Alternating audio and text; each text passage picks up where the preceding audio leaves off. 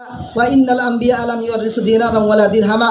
হযরত আবু উমামা বাহিনী রাদিয়াল্লাহু তাআলা আনহু থেকে পরিণত হাদিসে আছে, তিনি বলেন, যুকির আলী রাসূলিল্লাহি সাল্লাল্লাহু আলাইহি ওয়াসাল্লাম রাজুলান আহাদুহুমা আবিদুন ওয়াল আখিরু আলিমুন ফাকাল রাসূলুল্লাহি সাল্লাল্লাহু আলাইহি ওয়াসাল্লাম ফজলুল আলিমি আলাল আবিদি কা ফজলি আলা আদনাকুম। এভাবে অসংখ্য হাদিস বলা যাবে, কোরআনে কারিমের আয়াত তেলাওয়াত করা যাবে, যেখানে তালিমের ফজিলতের কথা আছে, যেখানে আহলে ইলমের ফজিলতের কথা আছে, যেখানে দিন শিক্ষার গুরুত্বের কথা আছে। এবং এই ইলমে দিন কী জন্য শিখবো সেটাও রাসূল কারীম সাল্লাল্লাহু আলাইহি ওয়াসাল্লাম আমাদেরকে সতর্ক করেছেন। আল্লাহ রাসূল সাল্লাল্লাহু আলাইহি ওয়াসাল্লাম বলেন, মান তালাবাল ইলমা লিইজারিয়া বিল উলামা আও ইমারিয়া বিহি সুফাহা আও ইয়াসরিফা বিহি উজুহান নাস ইলাই আদখালাহুল্লাহুন নার। অন্য হাদিসের মধ্যে আসছে, রাসূল বলেন, মান তাআল্লামা ইলমান মিম্মা ইবতাগা বিহি ওয়াজহুল্লাহ লা ইয়াতাআল্লামুহু ইল্লা লিইউসিবা বিহি আরাদাম মিনাদ দুনিয়া লাম ইয়াজিদ আরাফাল জান্নাতি ইয়াওমাল কিয়ামাতি ইয়ানি রিহাহা। অন্য হাদিসের মধ্যে আসছে, মান সালাকা তারিকান ইয়ালতামিসু ফীহি ইলমা সাহালাল্লাহু লাহু তারিকান ইলাল জান্নাহ। এভাবে অসংখ্য হাদিস বলা যাবে, যে হাদিসের মধ্যে রাসূল কারীম সাল্লাল্লাহু আলাইহি ওয়াসাল্লাম ইলমে দ্বীনের ফজিলতের কথা বলেছেন। সর্বশেষ একটা হাদিস বলি, রাসূল কারীম সাল্লাল্লাহু আলাইহি ওয়াসাল্লাম এক হাদিসে বলেন, তারাকতু ফীকুম আমরাইন লান তাদিল্লু মা তামাসসাকতুম বিহিমা কিতাবাল্লাহি ওয়া সুন্নাতা রাসূলি। কোরআন সুন্নাহকে আঁকড়ে ধরা, এই কোরআন সুন্নাহর শিক্ষাই তো মাদারিসগুলোতে দেওয়া হয়, এই কোরআন সুন্নাহর শিক্ষাই তো মাকাতেবগুলোতে দেওয়া হয়, এই কোরআন সুন্নাহর শিক্ষাই তো আপনাদের সবাই যে মক্তবগুলো আছে সেখানে দেওয়া হয়। তো আলহামদুলিল্লাহ, যদি আমরা বলি যে দ্বীনের তালিম, দ্বীন শিক্ষা এটার পর্যাপ্ত পরিবেশ আমাদের বাংলাদেশে আছে। এরপরে যদি তালিমের তাবলীগে দ্বীনের কথা বলি, যতটুকু শিখলাম ততটুকু মানুষের কাছে পৌঁছে দেওয়া। আল্লাহ বলেছেন, ইয়া আইয়ুহার রাসূল বাল্লিগ মা উনজিলা ইলাইক ফাইল্লাম তাফআল ফামা বাল্লাগতা রিসালা। রাসূল বলেছেন, বাল্লিগু আন্নি ওয়ালাউ আয়া। তো এইভাবে কোরআন শেখা, এটা আমরা যতটুকু গুরুত্ব দেই, শেখার পরে মানুষের কাছে দ্বীনের দাওয়াত নিয়ে যাওয়াটাকেও আলহামদুলিল্লাহ আমরা যথেষ্ট গুরুত্বের সাথে করে থাকি।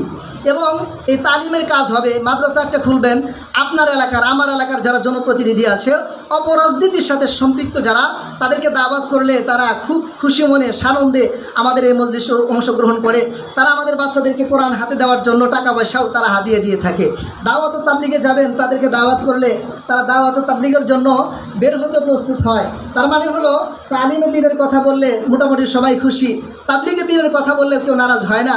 কিন্তু তৃতীয় নাম্বার যেটা, তাগলিবে দ্বীন, দিন বিজয়ের কথা যখন আমি বলি, তখন আমি হয়ে যাই সন্ত্রাসী, তখন আমি হয়ে যাই জঙ্গি, তখন আমি হয়ে যাই সমাজ বিরোধী, তখন আমি হয়ে যাই রাষ্ট্রবিরোধী, তখন আমার কোনো মূল্যায়ন থাকে না, তখন আমাকে ধরে 14 শিকের মধ্যে ভরার প্রচেষ্টা করা। মোহতারাম হাজির, অথচ রাসূল কারীম সাল্লাল্লাহু আলাইহি ওয়াসাল্লামকে দিন বিজয়ের জন্যই তো দুনিয়াতে পাঠিয়েছেন। ওয়াল্লাযী আরসালা রাসূলাহু বিল হুদা ওয়া দীনিল হাক্কি লিইয়ুযহিরাহু আলা দ্বীনি কুল্লিহি ওয়ালাউ কারিহাল মুশরিকুন। আল্লাহ তাআলা বলেন যে আমি রাসূলকে দ্বীনে হক দিয়ে এবং হেদায়েত দিয়ে দুনিয়াতে পাঠিয়েছি, যাতে করে দ্বীনে হককে এবং সত্য দ্বীনকে আদিয়ানে বাতিলের উপরে যত মতাদর্শ, যত মতবাদ আছে, সকল মতবাদের উপরে যেন ইসলামকে সুপ্রতিষ্ঠিত করতে পারে, বিজয়ী আদর্শরূপে সমাজে দেশে প্রতিষ্ঠা করতে পারে। আর এটা যখন করতে যাবেন, তখন আপনার সমাজের যারা অপরাজনীতির সাথে সম্পৃক্ত, তারা আপনাকে কোশ্চিনকালেও ভালো চোখে দেখবে না, ইহুদি খ্রিস্টান আপনাকে শত্রু হিসেবে মনে করবে। কারণ আল্লাহ তাআলা বলেছেন, ওয়ালাউ কারিহাল মুশরিকুন। দিন বিজয়ের কথা বললে, দিন প্রতিষ্ঠার কথা বললে, সমাজে রাষ্ট্রে ইসলামী রাষ্ট্র ব্যবস্থা প্রতিষ্ঠা করার কথা বললে কাফের মুশরিকদের মন নারাজ হবে, এটা আল্লাহ বলে দিয়েছে, স্বাভাবিক কথা। এবং আল্লাহ তাআলা আরো বলেছেন, ওয়ালান তারদা আনকাল ইয়াহুদু ওয়ালান নাসারা হাত্তা তাত্তাবিআ মিল্লাতাহুম। তুমি যতক্ষণ পর্যন্ত, তুমি যতই পশ্চিমা বিশ্বকে রাজি খুশি করতে চাও, ইউরোপ আমেরিকাকে রাজি খুশি করতে চাও, তারা ততক্ষণ পর্যন্ত রাজি খুশি হবে না, যতক্ষণ পর্যন্ত না তুমি মুহাম্মদ আরবির ধর্ম, ইসলাম ধর্ম ত্যাগ করে ইহুদি আর খ্রিস্টান ধর্ম অবলম্বন না করো। এজন্য আমরা যতদিন পর্যন্ত পশ্চিমা বিশ্বকে খুশি করতে চেয়ে ইসলাম প্রতিষ্ঠা করতে যাব, কোশ্চিনকালেও সম্ভব হবে না। আমাদেরকে এই চিন্তা ভাবনা নিয়ে মাঠে নামতে হবে। আমি যখন ইসলামী খেলাফতের কথা বলবো, ইসলামী রাষ্ট্র ব্যবস্থার কথা বলবো, তখন আমার এই কথা শুনে আমার সমাজের যারা অপরাজনীতির সাথে সম্পৃক্ত, যারা বিভিন্ন রাজনৈতিক দলের সাথে সম্পৃক্ত হয় নিজেদের স্বার্থ উদ্ধারের জন্য, দিন প্রতিষ্ঠার জন্য না, মানুষের অধিকার প্রতিষ্ঠার জন্য না, তারা নারাজ হবে। তারা কোশ্চিনকালেও চাবে না এই মৌলবী মাথা চারা দিয়ে আমার সমাজের মধ্যে নেতৃত্ব দেখ। কারণ তারা চায় মাহফিল হবে, সেখানে সভাপতি হিসেবে আমাকে ডাকা হবে, মাদ্রাসায় কোরআন শরীফ দেওয়া হবে, সেখানে সভাপতি হিসেবে আমাকে ডাকা হবে, মোল্লারা সবসময় আমাদের খেদমত করবে, আমরা মাখদুম হয়ে বসে থাকবো।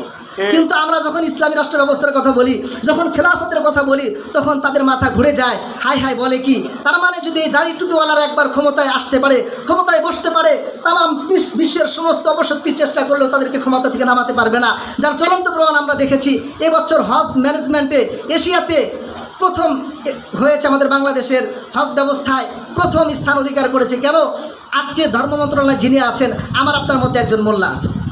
ঠিক একজন মোল্লাকে দিয়ে আমরা বুঝতে পারি যে ধর্ম মন্ত্রণালয় কতটা নিয়ন্ত্রণে এসেছে, কতটা দুর্নীতিমুক্ত হয়েছে। যদি প্রত্যেকটা মন্ত্রণালয় এভাবে ধর্মমন্ত্রীর মতো, উপদেষ্টার মতো যদি এক একজন উপদেষ্টা বসানো যায়, তাহলে এই সোনার বাংলাদেশ, এই বাংলাদেশ সোনার বাংলাদেশে পরিণত হবে। স্বাধীনতার 53 বছরের ইতিহাসে আমরা যা পাই নাই, 5 বছরে আমরা সেই সফলতা অর্জন করতে পারবো। মোহতারাম হাজিরিন, এই জন্য আজকে আমরা বিভিন্ন সময় শুনি যে জনগণের অধিকার প্রতিষ্ঠা করতে হবে, গণতন্ত্রের কথা আমরা বলে থাকি, মাদার অফ ডেমোক্রেসি বলা হয় আমেরিকাকে। আমেরিকাতে যে পরিমাণ জনগণের অধিকার হরণ করা হয়, ইউরোপ আমেরিকাতে যে পরিমাণ মানুষের অধিকার হরণ করা হয়, আজকে আমরা যদি ফিলিস্তিনের কথাই বলি, সেখানে কোনো মানবতা আছে কি? সেখানে মানুষ মারা হচ্ছে, সেখানে মানবতার কথা ভাবা হয় না। যখন ইসরায়েলের একটা হাসপাতালে আক্রমণ করলো ইরান, তখন তাদের মানবতার চেতনা উঠলো। তাদের মানবতার ফেরিওয়ালারা হাউমাউ করে কান্নাকাটি শুরু করে দিল। বছরের পর বছর, মাসের পর মাস যেখানে আমাদের নিষ্পাপ শিশুদেরকে পাখির মতো গুলি করে হত্যা করা হচ্ছিল, তখন পশ্চিমা বিশ্ব মুখে কুলুপ এঁটে বসেছিল, কারো মুখে কোনো কথা ছিল না। মোহতারাম হাজিরিন, এজন্য আমাদেরকে ইসলামী রাষ্ট্র ব্যবস্থা প্রতিষ্ঠার জন্য চিন্তা কেন করতে হবে? আমরা চাই যে ইসলামী রাষ্ট্র ব্যবস্থা প্রতিষ্ঠা হলে একজন আপনার সংখ্যালঘুর কথা আমরা বারবার বলে থাকি, এটা নিয়ে রাজনীতি করা হয়। আজকে যদি ইসলাম প্রতিষ্ঠা হয়, তাহলে সংখ্যালঘুর অধিকার শতভাগ নিশ্চিত হবে। আবু দাউদের হাদিসে রাসূল আরবি সাল্লাল্লাহু আলাইহি ওয়াসাল্লাম বলেন, আলা মান যালামা মুআহিদান আবিন তাকাসাহু আও কাল্লাফাহু ফাওকা তাকাতিহি আও আখাযা মিনহু শাইআন বিগাইরি নাফসি তিবিন ফাআনা হাদিদুহু ইয়াউমাল কিয়ামা। রাসূল কারীম সাল্লাল্লাহু আলাইহি ওয়াসাল্লাম বলেন, ওহে আমার সাহাবায়ে কেরাম শুনে রাখো, যে ব্যক্তি কোনো সংখ্যালঘুর প্রতি জুলুম করবে, অথবা তাকে তার সামর্থ্যের উপরে কোনো বোঝা চাপিয়ে দিবে, অথবা তার কোনো সম্পদ কেড়ে নিবে, তার অসন্তুষ্ট চিত্তেও নিবে, খানা হাজির আমার কিয়ামা, আমি রসুল তার বিপক্ষে কিয়ামতের দিন হাসরের মাঠে নালিশ নিয়ে দাঁড়াবো। তাহলে যেই ধর্মের রাষ্ট্রপ্রধান, যেই ধর্মের ধর্মপ্রধানের কথা বলতে পারে যে একজন সংখ্যালঘুর প্রতি জুলুম করা যাবে না, সেই ধর্মের যদি ইসলামী রাষ্ট্র ব্যবস্থা প্রতিষ্ঠা হয়, তাহলে আমরা নির্দ্বিধায় বলতে পারি এই বাংলাদেশে হিন্দু থাকবে, বৌদ্ধ থাকবে, খ্রিস্টান থাকবে, চাকমা থাকবে, সব উপজাতি জাতি আমাদের এদেশে থাকবে। তাদের অধিকার শতভাগ যদি নিশ্চিত করতে চায়, তাহলে ইসলামী রাষ্ট্র ব্যবস্থায় করতে পারবে। তাছাড়া পৃথিবীর কোনো তন্ত্রমন্ত্র দিয়ে জনগণের অধিকার প্রতিষ্ঠা করা সম্ভব হবে না। আজকে আমরা যদি বেদবার কথা বলি, বেদবার অধিকার আদায় করতে হবে। ইসলাম ঘোষণা দিয়েছে আসাই আল মিলা কাল জিহাদি ফি সাবিলিল্লাহ, একজন বেদবা মানুষের অভাব পূরণ করা আল্লাহ রাস্তায় জিহাদ করার সমতুল্য। আজকে যদি আমরা মানব অধিকারের কথা বলি, কত শিশুর কথা বলি, এদের অধিকারের যদি বাস্তবায়ন করার কথা বলি, তাহলে ইসলাম প্রতিষ্ঠার ছাড়া কোনো বিকল্প নাই। কারণ রাসূল কারীম সাল্লাল্লাহু আলাইহি ওয়াসাল্লাম ঘোষণা দিয়েছেন, আনা ওয়া কাফিরুল ইয়াতীমি কাহাতাইন, যে ব্যক্তি কোনো ইতিমের জিম্মাদারি নিবে, আমি আর ওই ব্যক্তি কিয়ামতের দিনে এত কাছাকাছি থাকবো। আজকে আমরা নারীবাদীর কথা বলি, নারী অধিকারের কথা বলি, ইসলাম নারীকে যে পরিমাণ অধিকার দিয়েছে, ইসলাম নারীকে যে পরিমাণ মর্যাদা দিয়েছে, পৃথিবীর কোনো তন্ত্রমন্ত্র দিয়ে এই নারীর অধিকার মর্যাদা পশ্চিমকালেও প্রতিষ্ঠা করা সম্ভব না। ঘোষণা দিয়েছেন আল্লাহ। আল্লাহ বলেছেন, ইয়াহাবু লিমান ইয়াশাউ ইনাসান ওয়া ইয়াহাবু লিমান ইয়াশাউ যুকুর। রাসূল কারীম সাল্লাল্লাহু আলাইহি ওয়াসাল্লাম হাদিসে পাকে ঘোষণা দিয়েছেন, মান কানাত লাহু উনসা ফালাম ইয়াইদহা ওয়ালাম ইউদিহা ওয়ালাম ইউসির ওয়ালাদাহু আলাইহা আদখালাহুল্লাহুল জান্নাহ। যাকে আল্লাহ তাআলা একটা কন্যা সন্তান দিলেন, আর সেই কন্যা সন্তানকে কন্যা সন্তান হওয়ার অপরাধে তুচ্ছতাচ্ছিল্য করলো না, তাকে কষ্ট দিল না, ছেলের সন্তানকে মেয়ের উপর প্রাধান্য দিল না। রাসূল বলেন, আদখালাহুল্লাহুল জান্নাহ, ওই বাবাকে আমি আল্লাহ তাআলা জান্নাত দান করি। তাহলে এই হলো ইসলামী রাষ্ট্র ব্যবস্থার রূপরেখা। আজকে যদি আমরা ইসলামী রাষ্ট্র ব্যবস্থা প্রতিষ্ঠা করতে পারি, দুর্নীতি, ঘুষ, যত আজকে দুর্নীতির কথা বলি, গুমখুনের কথা বলি, ইসলামী রাষ্ট্র ব্যবস্থা প্রতিষ্ঠা হলে ইনশাআল্লাহ আমরা জানমাল নিয়ে নিরাপত্তার সাথে বসবাস করতে পারবো। আমার এলাকার, আমার সমাজের, আমার ইউনিয়নের, আমার ওয়ার্ডের, আমার জেলা, থানা, পুরা দেশের প্রত্যেকটা নাগরিকের অধিকার সুনিশ্চিত করা সম্ভব হবে। এজন্য আমরা যেখানেই আছি, যে জায়গাতেই থাকি, আমরা সকলের দায়িত্ব হবে ইসলামী রাষ্ট্র ব্যবস্থা প্রতিষ্ঠা করা।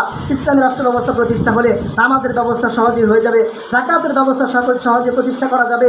আল্লাহ তাআলা বলেছেন, আল্লাযীনা ইন মাক্কানাহুম ফিল আরদি আকামুস সালাহ ওয়া আতাবুজ যাকাত ওয়া আমারু বিল মা'রুফ ওয়া নাহাউ আনিল মুনকার ওয়ালিল্লাহি আকিবাতুল উমুর। ইসলামী রাষ্ট্র ব্যবস্থার এটাও দায়িত্ব, রাষ্ট্রীয়ভাবে নামাজ প্রতিষ্ঠা করা, যাকাত প্রতিষ্ঠা করা। যাকাতের ব্যবস্থা করলে গরিবের ব্যবস্থা থাকবে নাকি আমাদের দেশে?